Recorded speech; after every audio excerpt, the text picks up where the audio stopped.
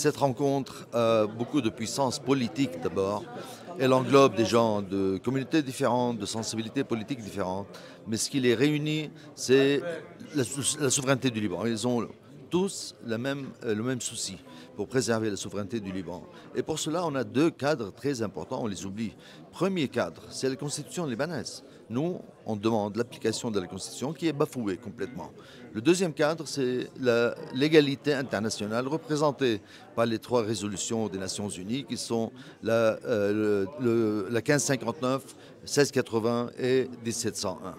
Il fallait, face à ce que notre peuple endure aujourd'hui, que ce soit dans le sud, la BK, banlieue sud, avec 1 million de déplacés internes, il fallait, et on l'a fait, on le fera, défendre les intérêts du Liban et des Libanais pour que ce carnage arrête et la responsabilité incombe à deux acteurs régionaux qui sont Israël et l'Iran. L'Iran veut se battre contre Israël jusqu'à ce que le dernier Libanais meure parce que l'Iran ne s'implique pas directement dans ce conflit. Tout ce qu'ils disent, on veut le cessez-le-feu, on ne veut pas la guerre, on est proche des Américains, alors que les Libanais meurent par centaines, se déplacent par millions et les villages, certains villages sont littéralement rasés. C'est notre responsabilité de ne pas accepter cela et de se battre jusqu'au bout pour que la souveraineté libanaise soit respectée et que la Constitution soit respectée, pour que les institutions continuent à fonctionner et pour que le peuple libanais puisse vivre dans la tranquillité et la paix.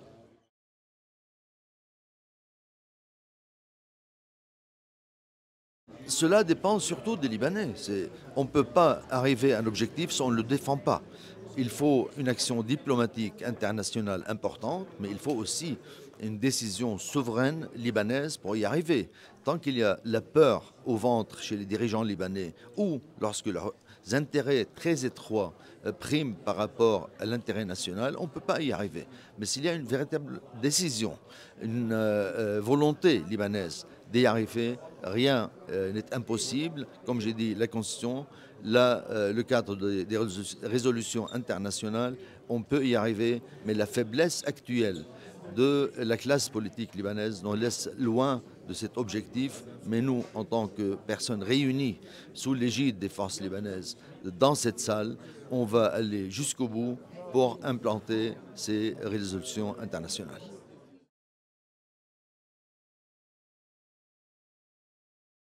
Disons qu'il n'y a aucune stabilité sans passer d'abord par la stabilité politique, et la stabilité politique engendre la stabilité institutionnelle. Et là, on peut parler de croissance, d'économie et d'améliorer les conditions sociales de notre peuple.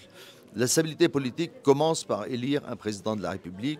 On n'a pas réussi jusqu'à présent à élire un président de la République parce que le président de la Chambre, M. Nabih Berri, a fermé le Parlement libanais sans aucune autorité aux prérogatives institutionnelles, ni constitutionnelles, ni selon le règlement interne du Parlement. L'anomalie commence là, c'est renforcer comme groupe politique à la tête duquel le président de la Chambre, avec la puissance de feu du Hezbollah, imposer des choses en dehors de la légalité libanaise. C'est ce qu'on ne peut pas accepter. Et dès le premier jour, on dit qu'il faut élire un président de la République qui est souverainiste et réformateur.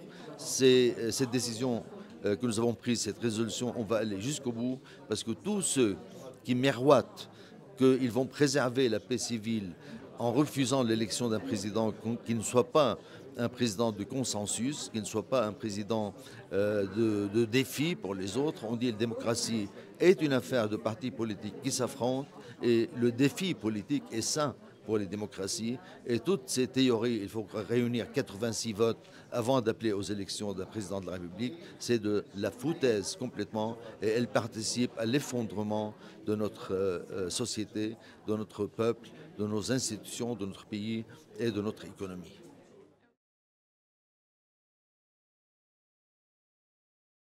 Ce qu'on espère qu'il sera appliqué, c'est retourner à la Constitution, retourner à un président de la République fort, qui est capable de donner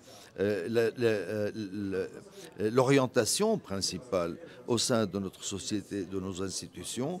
C'est ce que nous souhaitons, que ce ne soit pas uniquement un président de forme, un président juste de protocole. Cela ne permet pas aux institutions de se renforcer et de jouer leur rôle dans la protection de notre peuple. C'est exactement à quoi nous aspirons.